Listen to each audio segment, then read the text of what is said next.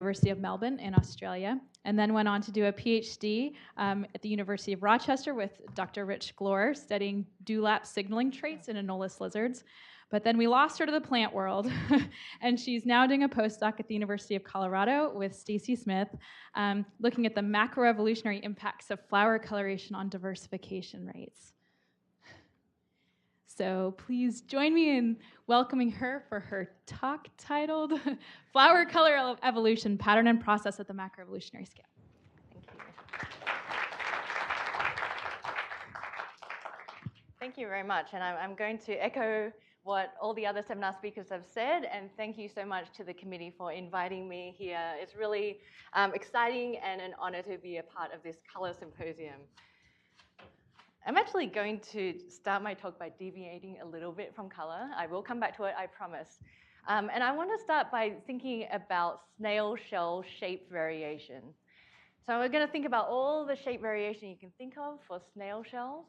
And then we're going to take that variation and plot it onto phenotypic space. And we might end up with something like this, where we have variation in the number of coils on this axis and the tightness of coils on that axis.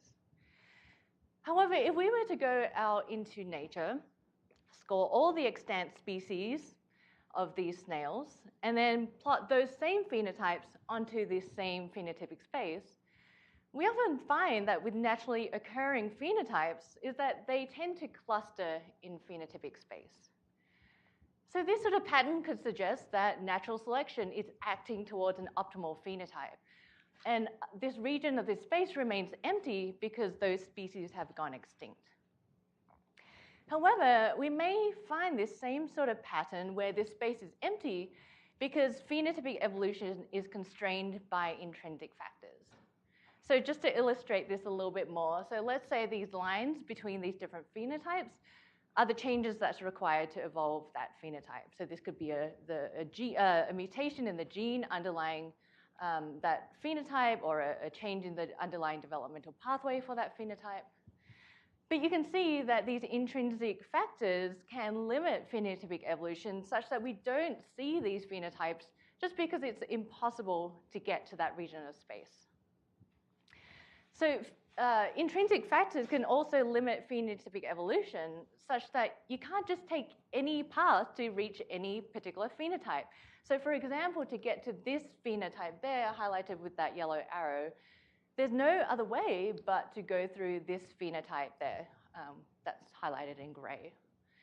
So this could mean that some phenotypes are just harder to reach. And as a consequence of this, we might find fewer species in nature with that phenotype.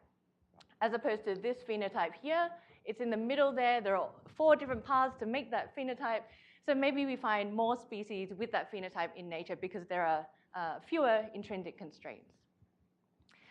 So I've been interested in these particular constraints that could be shaping phenotypic variation, and then also the frequency at which we find these phenotypes in nature. So of course, the type of phenotypic variation I've been interested in is color variation. So for my PhD, I studied the extrinsic and intrinsic factors that shape the anole dewlap color variation in this one species. So this is the throat fan coloration.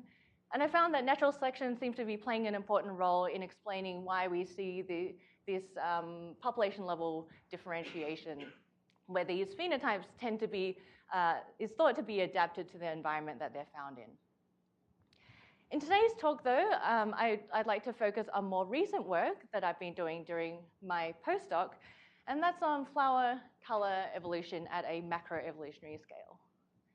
So if Matt didn't convince you why flower color is a really great system to study color evolution, hopefully I do. The one thing about flower color, which makes it a really great system to study, is that there's this incredible diversity across angiosperms that we can find. The other thing is that flower color is also evolutionarily labile, so there are repeated instances of color divergence between closely related species. Now, the last thing is that if we want to understand the intrinsic constraints that influence flower color evolution, we know that there are 3 major pigment pathways that contribute to flower color coloration. So there's a flavonoid pathway, which Matt talked about earlier, that produces the anthocyanin pigments. But there's also a carotenoid pathway that makes carotenoid pigments. And then there's also the betalain pathway that makes betalain pigments. So you can see that these different pigment types can contribute to a wide range of flower color variation, but they can also make the same flower color as well. So I'd like to focus on two questions today. So the first is the evolution of floral pigmentation constrained by intrinsic factors? And then second, what factors are actually constraining flower color frequency? So to focus on the first question first, the intrinsic factor I'd like to focus on is the flavonoid pathway. So you saw this in Matt's talk as well. So this is the pathway that produces the anthocyanin pigments. And I want to say that anthocyanin pigments should not be foreign to you. I can guarantee you have eaten anthocyanin pigments. They are what makes strawberries red, blueberries blue. If you ate apples during the break, the red skin is full of anthocyanins. So this pathway is well characterized and well conserved across angiosperms, and it produces these three different types of anthocyanin pigments. So just to walk you through this pathway a little bit, so I'm showing in those boxes the enzymes included in this pathway, and so these three upstream enzymes have to be turned on to make these three types of anthocyanins. Now, for example, if you want to make the blue delphinidin anthocyanin, this is the route that you take through that pathway. So all of those enzymes highlighted in orange have to be turned on to make that blue delphinidin anthocyanin.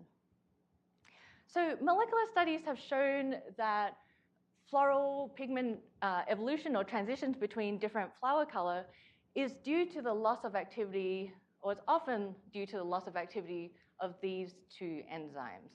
So this could be a loss of function mutation where we have a mutation to the gene itself. And this is an example where in this penstemon species, the evolution of red flower coloration is thought to be due to a loss of function mutation from a purple ancestor. The other way you can get loss of activity of these enzymes is through a regulatory mutation to a regulatory gene that controls the expression levels of the genes. And this is an example where the evolution of red flowers has been shown to be due to a regulatory mutation. So in either way, loss of function or regulatory mutation, to transition from a blue pigmented flower or a purple pigmented flower to a red pigmented flower would involve the loss of activity of one of those two enzymes. So from these molecular studies, we can actually pose a few hypotheses about how floral pigmentation evolves. So the first is we could expect that floral pigment evolution occurs in a directional way. So if loss of function mutations were more common, then we expect that there's actually a lower probability that we can actually rescue that. So we may expect that the repeated evolution of this red pigment, but transitions away from it is rare or non-existent. So I'm going to call this directional. Another hypothesis we could pose is that floral pigment evolution occurs in a stepwise manner. So we'd have to have a mutation happen here first and then here. So there's no way to transition from a blue pigmented flower to a red pigmented flower without stepping through this purple pigment first. The other alternative is that maybe loss of function mutations aren't as common as regulatory mutations. And because with regulatory mutations, the pathway structure is still preserved, so we might expect that there's more likely that we can actually regain the function again. So in this case, we might expect that transitions can occur in both directions. So the red pigmented flowers are not an end state, but we can actually transition to and from the red pigmented flower. So because there have been very few molecular studies that have actually identified the genetic basis of these floral pigment or flower color evolution, I wanted to use a macroevolutionary approach to try and understand how floral pigment evolution happens. So I did so in the Solanaceae family. This family includes many crop species you'd be familiar with. There are potatoes, tomatoes, eggplants in this family. Of course, I'm interested in flower color, and this family is really diverse in flower color as well. This family is also known to produce all three of those anthocyanin pigments as well, which makes it a good system. So these are the 4 hypotheses that I wanted to test specifically. So the first one is, are all transitions possible? So this means there are no constraints by the pathway whatsoever. We can transition between those 3 anthocyanin types. The second hypothesis is, does it happen in a stepwise manner where you have to step through this purple cyanidin pigment to get between these 2? The other option is it directional, in which case this will be more consistent with loss of function mutations? Or is it a combination of these 2? Is it both stepwise and directional? So to try and address these different hypotheses, I sampled a range of Solanaceae species. I characterized the floral pigmentation using chromatography techniques. I also did a literature search and sort of combined the results. And here I'm showing the 72 species that I was able to get pigment data from. So these are the phylogenetic relationships of these species. And I have colored the names according to the flower color that they exhibit. So in general, we can categorize these into 4 different colors. So I have some red flowers here, some purple flowers, some pink flowers, and then the black names represent the white flowers, which actually do produce a little bit of anthocyanin pigment. So here I'm showing now the proportion of anthocyanin pigment that is being produced by each species. So the first thing I want to point out is that you can see that Solanaceae does use all 3 types of anthocyanins to make these different flower colors. And the blue delphinidin pigment seems to be the most common. Another thing I want to point out is that some other studies have suggested that there's an association with a type of anthocyanin pigment and flower color. So it's thought that the red pelargonidin pigment is responsible for making red flowers. The blue delphinidin pigment is responsible for making purple flowers. I, however, find some exceptions to this in the Solanaceae family, so for example, with the red pigment, although it's only found in red flowers, with red flowers, you can actually see you can make a red flower using all 3 types of anthocyanins. So here I am showing a group. These are all red flowered species, and you can make red flowers all different ways. The last thing I want to point out is that I actually didn't find any species that produce both the red and the blue pigment together. And certainly no species that produce all 3 at the same time. And again, this is exemplified by this clade, where you can see that we've got red and purple being produced together, purple and blue being produced together, but no species that produce both red and blue together. So if we think about this phenotypic space in terms of those 3 anthocyanin pigments, this is suggesting that there's this unoccupied space. So now to actually test these different hypotheses about pigment evolution. So I fit an MKN model to that tree with that data, and I estimated transition rates, and that's denoted by this Q. And using a likelihood ratio test, looking at AIC scores, I found that the best model was the stepwise model. So this is where to make a red flower or red pigmented flower from a blue pigmented flower, there's no other way but to step through a purple pigmented flower. This is also a model where transitions can occur in both directions as well. So it seems like flower color evolution is not only constrained by the anthocyanin pigments that's being produced by the flavonoid pathway, but it does seem to be constrained by the structure of the underlying pathway, where transitions between these different floral pigments occurs in a stepwise manner. So you have to step through this phenotype to get to that phenotype. The fact that I found that transitions can occur in both ways suggests that regulatory mutations occur more often than loss of function mutations in the evolution of these pigments in this family. My finding that the fact that I also found that there seemed to be a constraint on pigment production suggests that there's some other constraint on why we don't find any species that produce both red and blue pigments at the same time. So this could be an intrinsic constraint. Maybe it has something to do with the pathway. I'm not really sure. It could be natural selection, just not favoring the production of those two pigments at the same time. It's actually really unclear, but either way, it seems like there's some region of space that's being unoccupied. So now I want to talk about what factors constrain flower color frequency. And I'd like to focus on red flowers in the same family. And I'd like to focus on them because it turns out that red flowers are really rare in the Solanaceae family. So there are about 2,800 Solanaceae species. Only 34 of them have red flowers. So this is only 1% of the group.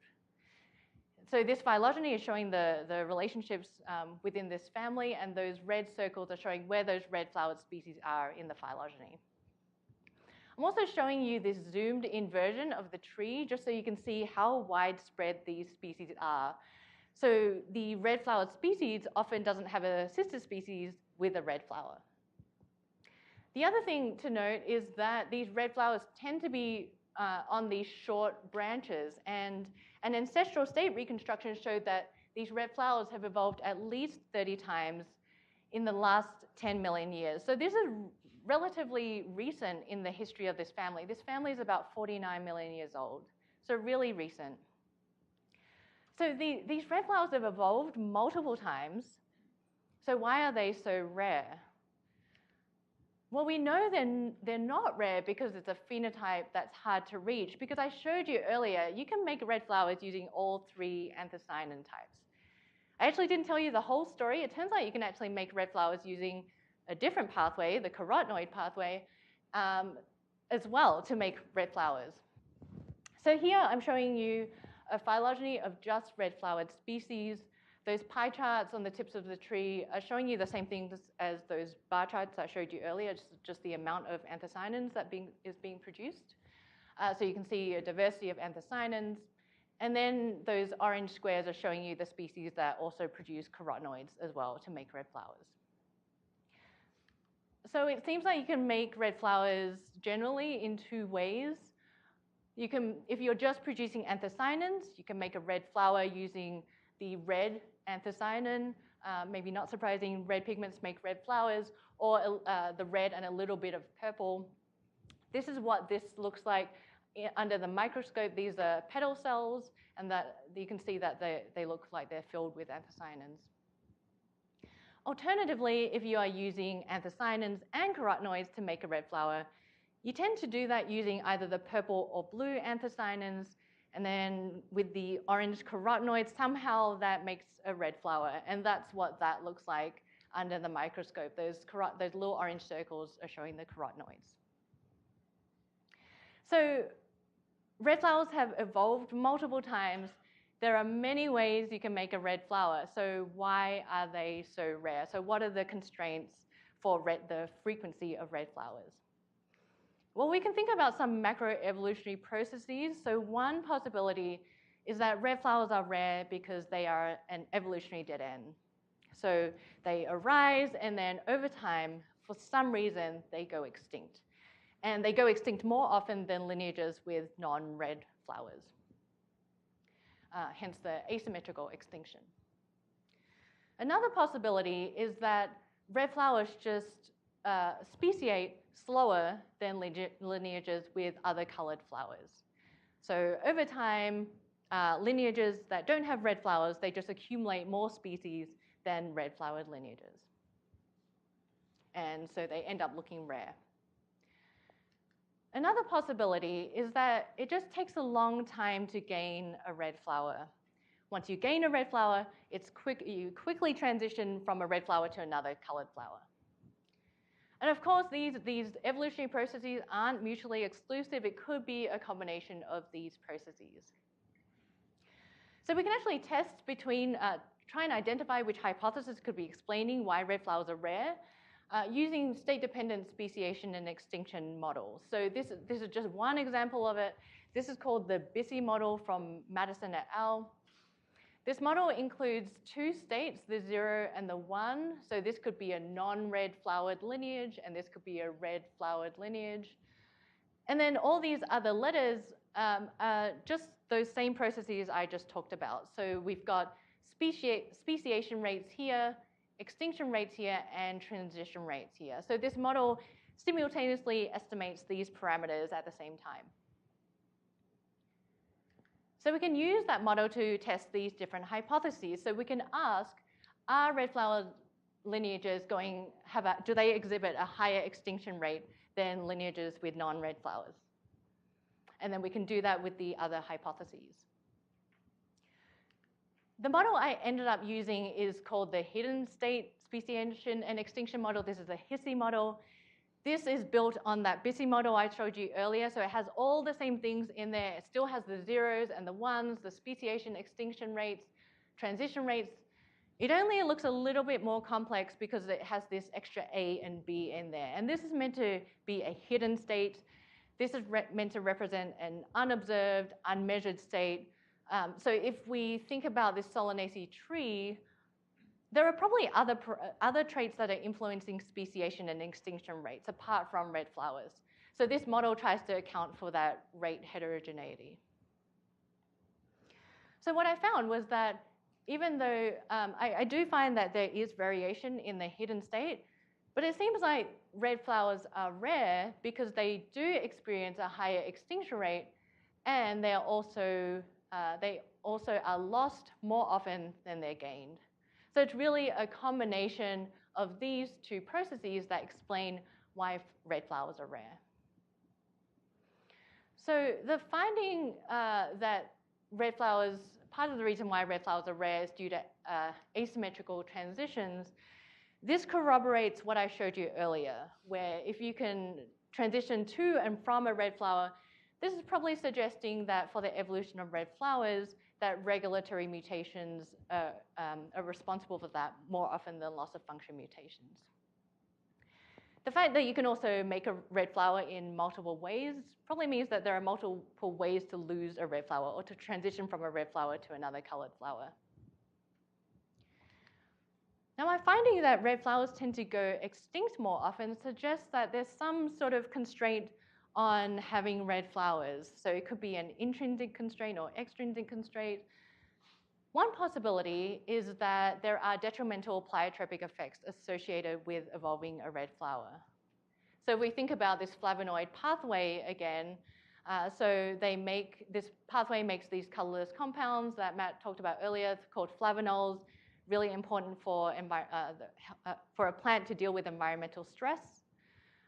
So it's possible that if the evolution of red flowers involves a loss of activity of these enzymes, this could also lead to a reduction of flavonol production, and maybe red flowers aren't able to deal with environmental stress so well.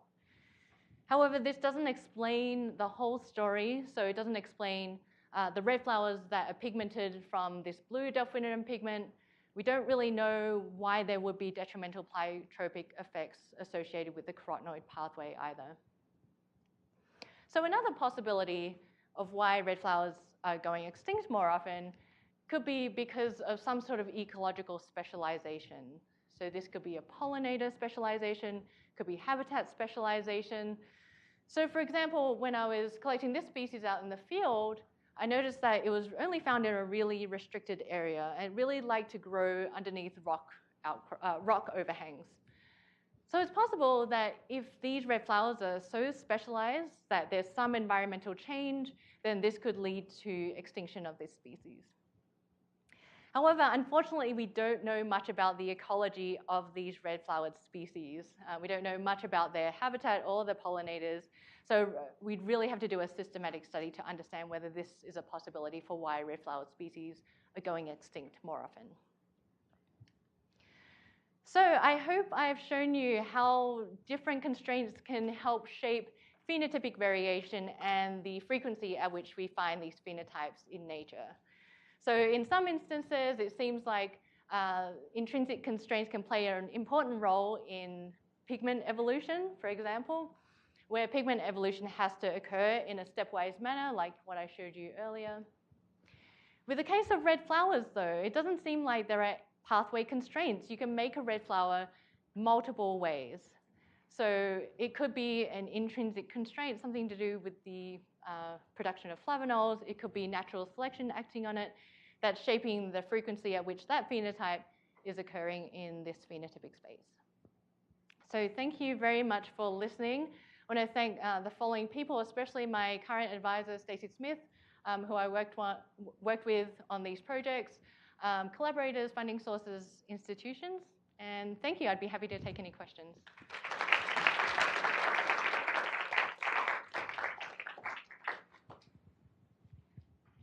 So I think that was a really interesting talk. I think that bees and a lot of pollinators don't see red. Do you think that could play a role in why red flowers are rare?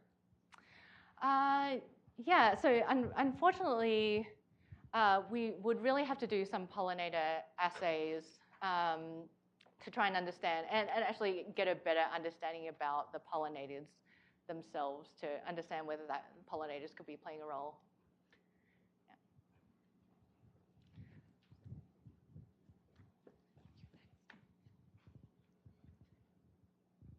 So I think it's a very good talk, but I have one question, especially about the red flower. You see there's two pathways to produce the red flowers. Yes. Those red flowers might not look the same by the insects, I think, because what appear to be the same color for us is not necessarily the same as long as they don't use the same set of light receptor, and we know that for bee, they don't even need to use more.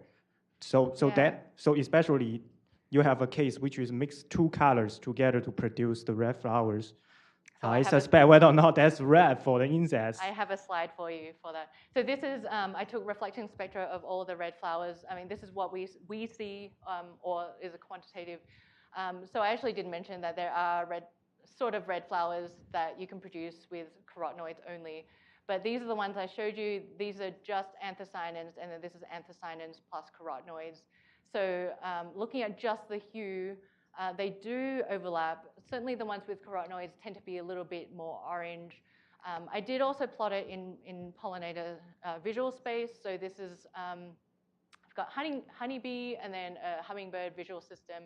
They do tend to overlap, but again, I think to really understand whether pollinators see them in the same way, we would have to do pollinator assays. So I had, I guess, two questions, Yeah. or one divided in two. Yeah. So one of them is whether you see that the transitions or the extinction rates of those red clades differs depending on whether you have the red that is made by the combination of pigments or the ones that are made for just one pigment. Yeah. So unfortunately, because they're so rare that it's only 1% of the family, it makes these phylogenetic comparative methods really hard. I'm sort of right at the limit of it. And so if I were to divide it out further, I think it would just break all assumptions. I'd like to know. Where you have polymorphism or like you start seeing purple and maybe red, or where you have intraspecific variation in color, or you don't see that at all? Let me think about that. There are some red flowered species where the individual itself does produce different colors. But I don't think I find any with red and something else in the population. Yeah. So I'm wondering, since anthocyanins are vacuolar stored, Yes. and the carotenoids are membrane-based in plastids, Yeah. have you looked at the distribution of when you're being read with carotenoids on your tree to see if those that have added carotenoid-based red are clustering in any way? Yes. So whether there's some sort of phylogenetic signal or something like that. Yeah. So it seems like there is phylogenetic signal. So if you closely related species tend to make red flowers the same way. whether it's just anthocyanins or anthocyanins and carotenoids. Yeah, so there is definitely some signal there.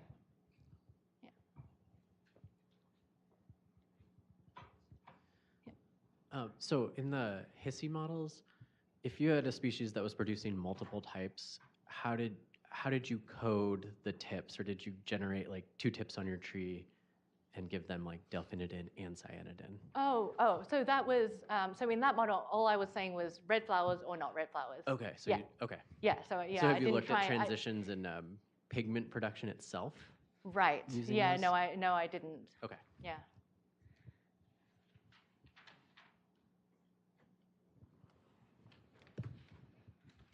Thank you.